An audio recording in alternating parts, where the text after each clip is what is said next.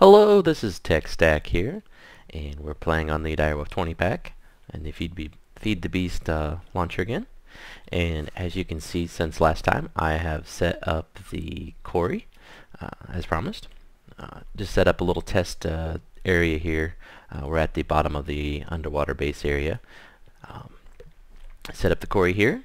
Added some Buildcraft pipes over to an ender chest so that I can transport the items back to my base instantly. Um, and as you may or may not know, the quarry sets up a chunk loader in this area, so that ender chest will be loaded as long as it's within the area that gets loaded here. And I just set it right beside it to ensure that it was.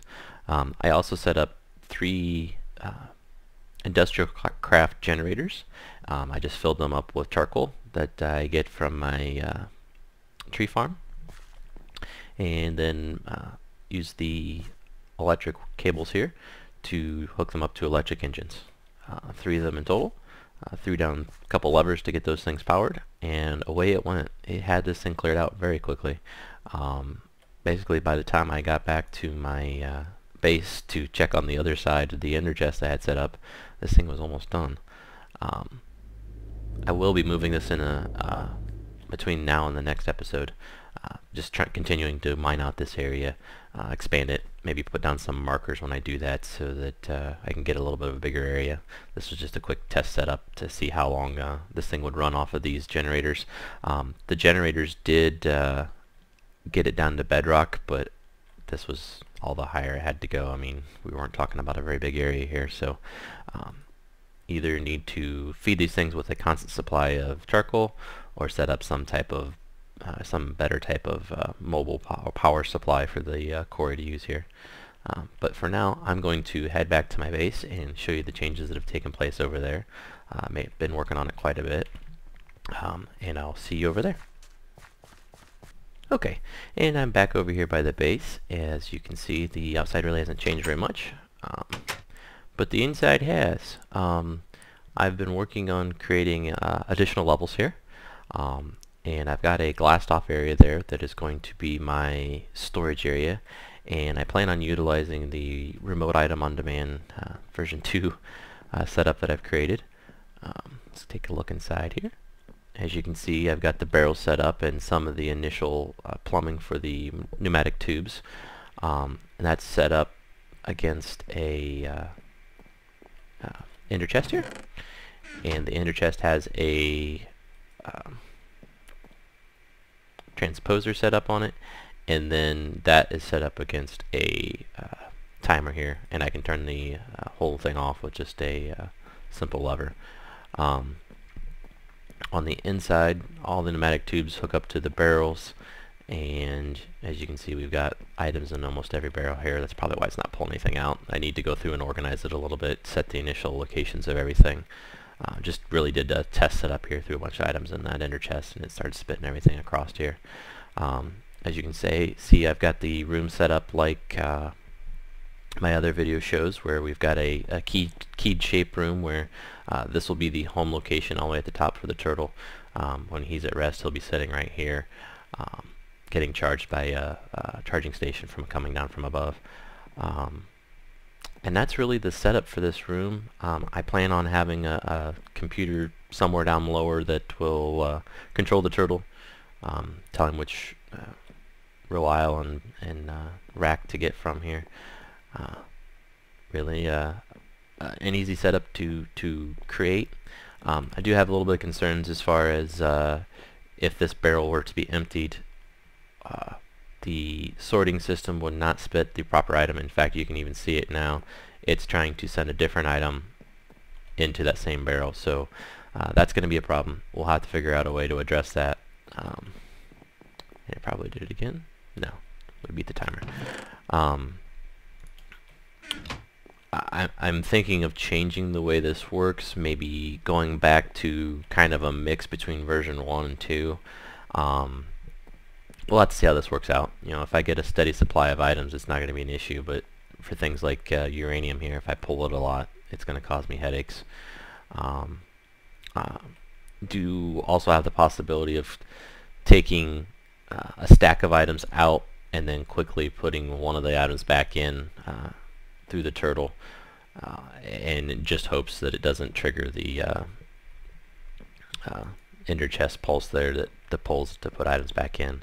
If it does, I guess the item would have to bounce, because there's no way that that item's going to get from down there over to here in time before the turtle puts the items back. We'll just have to test around and see how that works out, I guess. Finish showing off what I've done here. As you continue past the sorting room, or the storage sorting room, we have an additional stairway here going up to this level. For now, obviously, this is the top level of my base. Like I'd said in previous videos, I will be building higher. This kind of shows off what I've done up to this point. Really, this is what I had planned to record up to this point today. I will continue some work on my base here and this sorting system, along with the turtle and computer controlling the whole thing. And I will get back to you and record some more. Thanks. Okay, there's one more thing I wanted to show you guys I'd forgotten about. In order to create the ender chest, I believe you need 4 of the blaze rods. Did go into the nether. As you can see, I've got a death point there. And yes, that is in the overworld, not the nether. But I died in the nether because I was fighting a blaze and backed into a wither skeleton. That was an interesting fight, trying to get all my equipment back. He was wearing my full set of armor, had my sword, my jetpack, all that type of items that I was wearing. And then after I had retrieved all my items, after I beat him, I came back through the thing, and there was a creeper sitting right beside the portal. So as soon as I teleported back, he exploded, and I had died again. So, but anyway, this is what I wanted to show you here. If you take and macerate a blaze rod, let me show you that in NEI here. It's shapeless crafting. We want maceration. Okay, if you macerate it, it gives you 5 blaze powder. So for 1, you get 5. If you take and look at the recipes for blaze powder, one of those recipes, hit it here again.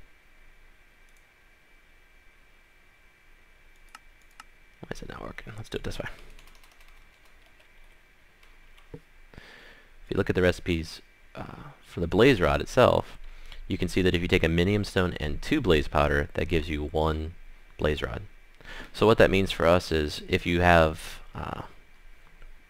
1 blaze rod, you can turn that into 5 blaze powders, and those 5 blaze powder will turn back into 2.5 blaze rods. So let me just demonstrate that real quick here. There's the 5 that we would get out of the macerator.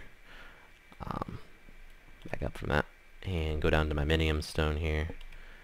Or I'm sorry, just go straight into my crafting area here. We only need 3 spots. You can see we get 2 blaze rods from it. So that's quite a return here, and you just stick those blaze rods back into the macerator, and you just continue to do this. As you can see, I have quite a stack of blaze powder. I've got 50 some blaze rods in here. One's already been macerated, and I've got another 15 here and 2 here. So I've gotten quite a few blaze rods, and can make quite a few more already. And I only came back from the nether with like three blaze rods to begin with. Just kind of a what I would call almost a bug in the game, where you can get an infinite amount of blaze rods from this setup. So that's handy if you're trying to create some ender chest or other items that need blaze rods or blaze powder. You can just go to town with the macerator and minium stone.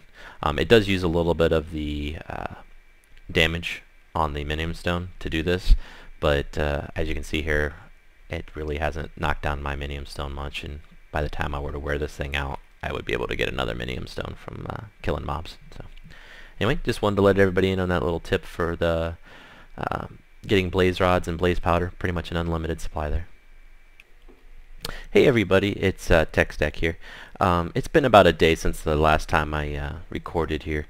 I've really come across a good idea, really came up with it myself here, that I wanted to share with everybody. It's a change to my sorting room design that I originally had. I originally had the remote item on demand system. I was going to use that in my Let's Play series, but I've come up with a better solution actually to the problem of storage and retrieving items from storage, even possibly doing that remotely. This system I'm about to show you here is the system that I'll probably be using in my Let's Play series going forward. But I just kind of wanted to jump into a creative world, mock it up real quick, and then show it off to you guys. So this is the system here. As you can see, it's kind of elaborate as far as the size of it, and it will involve turtles. I will also involve a computer to control all the turtles. Right now I just have them running through a basic program just to simulate them moving towards and away these pneumatic tubes to see how they would impact the sorting machines and if that would throw them off, them constantly moving. Odds are most of these turtles will be in this position when the system is fully up and running. But let's go ahead and stick some items in the system here and show it off a little bit. As you can see, it just goes ahead and starts spitting all these items out. I do have both cobble and sandstone set up to go to the black line, which is this sorter over here. I can have 5 items go down to this sorter, and then this sorter, I will use 5 of its sorting positions to generate or to split the items into each of their own lines there, the 5 lines. So what that ends up giving us is one specific item goes into one turtle. That's going to gain us a lot in terms of what we can do with this whole system. As you can see, he should grab up some cobblestone here as soon as he syncs up. Like I said before, he'll stay here most of the time. He's missing it. But the system does handle this situation where he's not there and it's tried to spit something out, or he's moved away just as it spits something out. It will just bounce back into the sorting machine and then return back. It does get a little bit of a backfill over here, but the system handles it just fine. Let me go ahead and set time day. The idea behind this is the turtle will collect and kind of be a buffer for the system here and collect, what is this, 16 items or 16 stacks of this item. He will count how many items he has. He will track it. He will wait till probably he gets this to this point here where he's got all of his stacks full except for the last one, and then he's going to make a move. He's going to move and place all of his items into this chest. And as he's doing this, he's going to keep track of how many items are in this chest.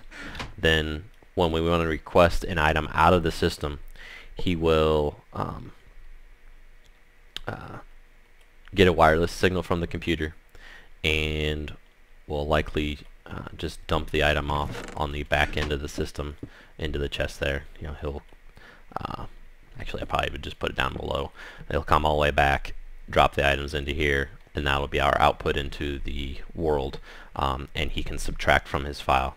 So as you can see, this system's going to take a lot of turtles. That shouldn't be too big of a problem. They're fairly inexpensive to run. What it will give us is 8 different sorting machines times 5 different items. So 8 times 5, that's how many total different items we can have. But as far as the number of or amount of storage for each individual item, it's really going to be unlimited. Probably we'll have to use a iron chest for this setup because the chests need to be able to be placed right beside each other. Obviously you can use something like a diamond chest if you wanted the additional storage, but I think an iron chest should be plenty, especially if we start using multiples of these.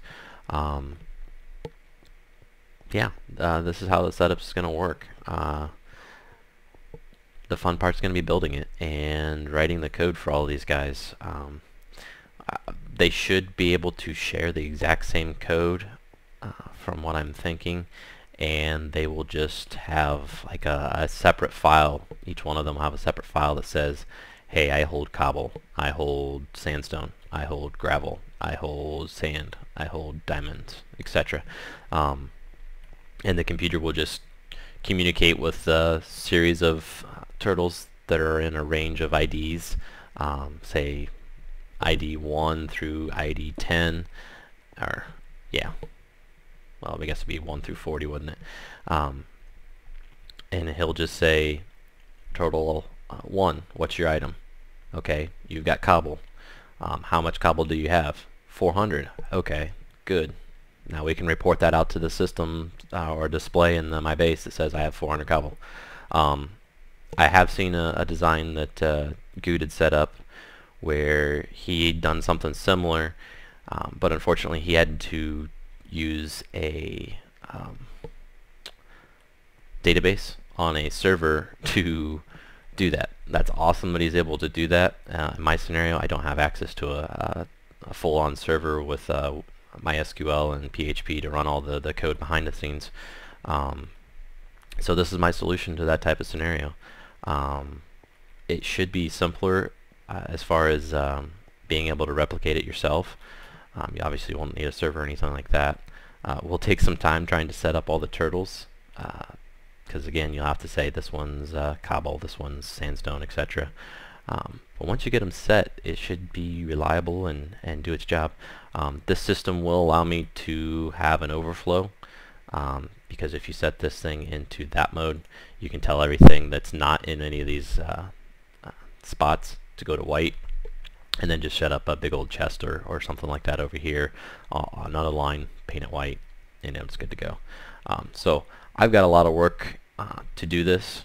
I don't know that you'll see this in my Let's Play series in the near term. There's going to be a lot of resources involved in getting all the iron chest, but this will end up being my storage system unless I come up with something better. As you can see in this proof of concept, I do have charging stations set up. I don't know that that'll be efficient for this number of turtles. The power usage on it will be pretty insane. I mean, we're talking 32 per tick times 40. Probably not going to do that setup. But what I will have as a backup, have a series of ender chests down underneath there, and on its own frequency, and just have coal in them, and set that up to some type of farm that generates charcoal for these guys. And then whenever they need to be refueled, they can pull from it. Just having the code, if your fuel level's under 100, pull some coal, refuel yourself, that type of deal. But anyway, I'm going to take a look, see how much I've got left to record for episode 6 here. Or I'm sorry, this is episode 7, I believe. I've lost track already. Anyway, I'm going to look to see how much I have left to record. If there's getting close to a good stopping point, I'll probably go ahead and wrap this episode up. And I'll see you next time. More than likely, I'll be showing this system up once I have it all coded in one of my modded Minecraft invention episodes, just because it'll be cool. The other benefit of this is if you have this thing from the side, you'll be able to see the turtles going in and out. It'll look very busy when it's up and running completely. So anyway, this is TechStack signing off. Have a good day. And this is my Let's Play series using the Feed the Beast mod loader, and we are playing on the Direwolf20 pack. Cobblestone walls, number 4 there. Hit enter. He sends the commands over to the turtle, and he's already off going to select our item. And there we have it. My turtle's been put to good use. I believe that's diamond. Yes, it is. Success. Really,